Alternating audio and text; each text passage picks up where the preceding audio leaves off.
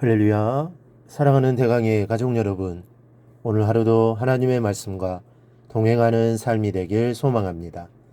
오늘 함께 나눌 하나님의 말씀은 사도행전 7장 1절에서 7절 말씀입니다. 대제사장이 이르되 이것이 사실이냐? 스데반이 이르되 여러분 부형들이여 들으소서. 우리 조상 아브라함이 하란에 있기 전 메소포다미아에 있을 때에 영광의 하나님이 그에게 보여 이르시되 내 고향과 친척을 떠나 내가 내게 보일 땅으로 가라 하시니 아브라함이 갈대아 사람의 땅을 떠나 하란에 거하다가 그의 아버지가 죽음에 하나님이 그를 거기서 너희 지금 사는 이 땅으로 옮기셨느니라.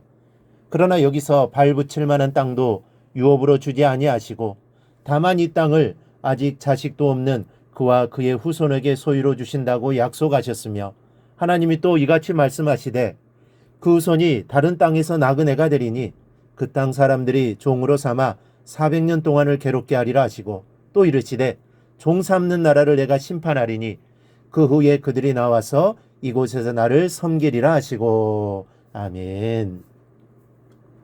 인생은 마치 농사를 짓는 것과 같습니다.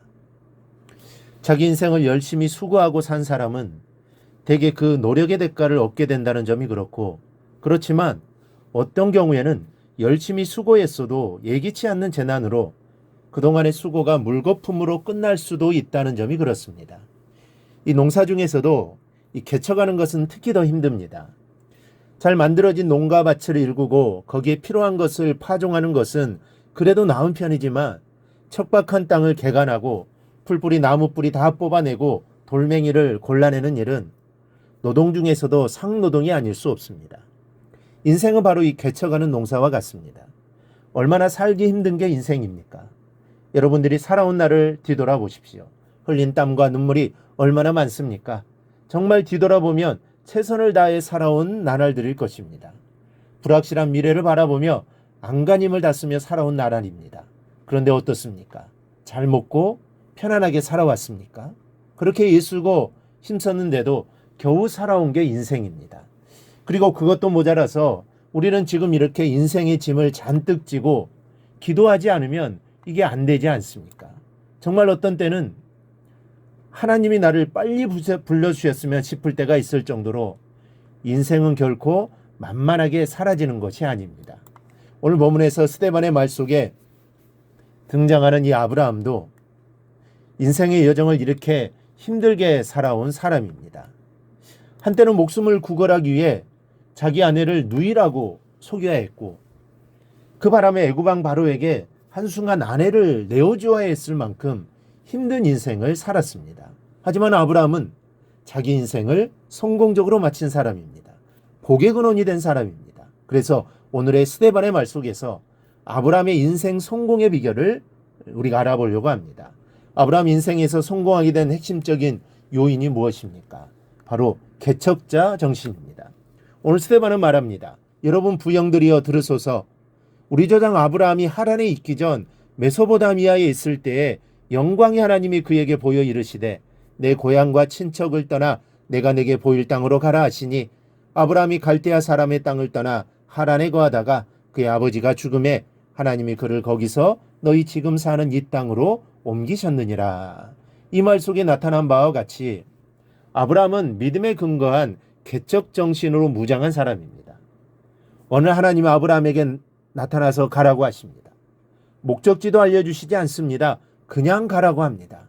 하지만 아브라함은 하나님의 말씀에 순종합니다. 무조건 떠납니다. 어디로 인도하실지 알 수 없지만 하나님을 믿고 나간 것입니다. 하나님이 인도하시는 대로 따라가는 것이 최선이라고 믿고 전진의 전진을 거듭했습니다. 개척하는 자세로 인생을 사는 데는 몇 가지 필요한 조건이 있습니다. 그중 이미 말씀드린 대로 믿음과 순종이 필요합니다. 믿음으로 인생의 미래를 하나님께 맡기고 하나님의 뜻대로 순종하려는 자세가 없으면 개척자의 삶을 살 수 없습니다. 믿고 따르는 자만이 미래를 두려워하지 않고 오늘을 과감하게 살아갈 수 있는 것입니다. 또 하나의 조건은 희망입니다. 역시 믿음에 근거한 희망을 말합니다. 우리는 아브라함을 복의 근원이요 인생의 성공자라고 말하고 또 그것이 사실이기도 하지만 그러나 사실 아브라함은 약속의 성취를 보지 못한 사람입니다. 하나님은 아브라함의 자손이 하늘의 별과 같이 바닷가의 모래알 같이 많을 것이라고 약속하셨습니다. 그러나 아브라함은 자손이 하늘의 별과 같이 많아지는 것도 바다의 모래알처럼 많아지는 것도 자손들이 가나안 땅을 유업으로 받아 누리는 모습도 보지 못했습니다. 이 사실을 스데반은 이렇게 말합니다. 그러나 여기서 발붙일 만한 땅도 유업으로 주지 아니하시고 다만 이 땅을 아직 자식도 없는 그와 그의 후손에게 소유로 주신다고 약속하셨으며 현실적으로 그가 누린 것은 아무것도 없었다는 말씀입니다. 겨우 이삭 하나를 달랑 얻은 것뿐입니다. 그러나 죽는 그날까지 아브라함은 하나님의 약속이 이루어질 것을 결코 의심하지 않았습니다. 약속에 대한 희망을 버리지 않았습니다. 그리고 희망을 버리지 않는 아브라함을 위하여 그 약속은 어김없이 성취되었습니다. 사랑하는 여러분, 신앙인은 믿음으로 순종하며 희망을 갖고 인생을 개척하는 농부들입니다. 내가 개간한 수고의 열매를 내가 못 먹을 수도 있습니다. 그러나 내가 수고한 열매를 하나님이 내 자식, 내 후손에게 먹이실 것이라는 희망을 가진 사람들이 신앙인입니다.